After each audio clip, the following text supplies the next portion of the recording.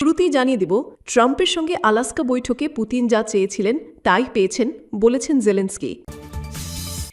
এরপর রয়েছে অর্থনৈতিক সংকট সমাধানে আরও গুরুত্ব দিতে সরকারের প্রতি খামেনির আহ্বান। ট্রাম্পের সঙ্গে আলাস্কা বৈঠকে পুতিন যা চেয়েছিলেন তাই পেয়েছেন বলেছেন জেলেনস্কি।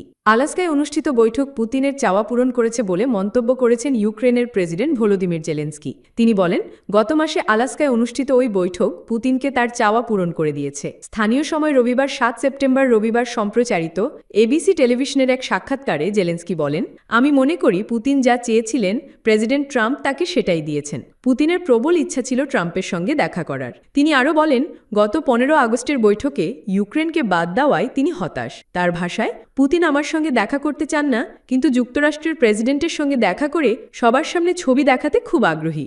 আমার মনে হয় এটা দুঃখজনক যে ওই বৈঠকে ইউক্রেন ছিল না। এদিকে জেলেনস্কি রাশিয়ার সঙ্গে ব্যবসা চালিয়ে যাওয়া দেশগুলোর উপর যুক্তরাষ্ট্রের শুল্ক আরোপকে সঠিক পদক্ষেপ হিসাবে অভিহিত করেন এবং মস্কোর উপর আরও চাপ বাড়ানোর আহ্বান জানান। যুক্তরাষ্ট্র সম্প্রতি রুশ তেল কেনার মাধ্যমে মস্কোকে সমর্থন করার অভিযোগ তুলে ভারতকে অতিরিক্ত শুল্কের আওতায় এনেছে। এই পদক্ষেপের সমর্থন জানিয়ে জেলেনস্কি কিছু ইউরোপীয় দেশেরও সমালোচনা করেছেন, যারা এখনও রাশিয়ার জ্বালানি কিনছে। তিনি বলেন, এটা ন্যায্যসঙ্গত নয়। আমাদের রাশিয়া থেকে যে কোনো ধরনের জ্বালানি আমদানি বন্ধ করতে হবে। পুতিনের সঙ্গে বৈঠক প্রসঙ্গে জেলেনস্কি জানান, যুদ্ধ চলাকালীন তিনি রাশিয়ায় যেতে রাজি নন, বরং তিনি প্রস্তাব দেন পুতিন যদি চান তবে কিয়েভে আসতে পারেন। তবে তিনি নিজেই স্বীকার করেন, রুশ প্রেসিডেন্ট তার বৈধতাকে প্রশ্নবিদ্ধ করে থাকায় এ সম্ভাবনা কার্যত নেই। জেলেনস্কির ভাষায়, আমার দেশ প্রতিদিন মিসাইল ও হামলার মুখে থাকাকালে আমি মস্কো যেতে পারি না। পুতিনও এ বিষয়টি জানেন এবং বিভিন্ন অজুহাত দেখিয়ে বৈঠক এড়িয়ে যান। তিনি বলেন, দ্বিপাক্ষিক বা ত্রিপাক্ষিক যে কোনো ধরনের বৈঠকের জন্য তিনি প্রস্তুত আছেন, কিন্তু রাশিয়ায় নয়। একই সঙ্গে তিনি সতর্ক করেন, পুতিনকে বিশ্বাস করা যাবে না, কারণ তিনি যুক্তরাষ্ট্রের সঙ্গে খেলা করছেন। অর্থনৈতিক সংকট সমাধানে আরও গুরুত্ব দিতে সরকারের প্রতি খামেনির আহ্বান।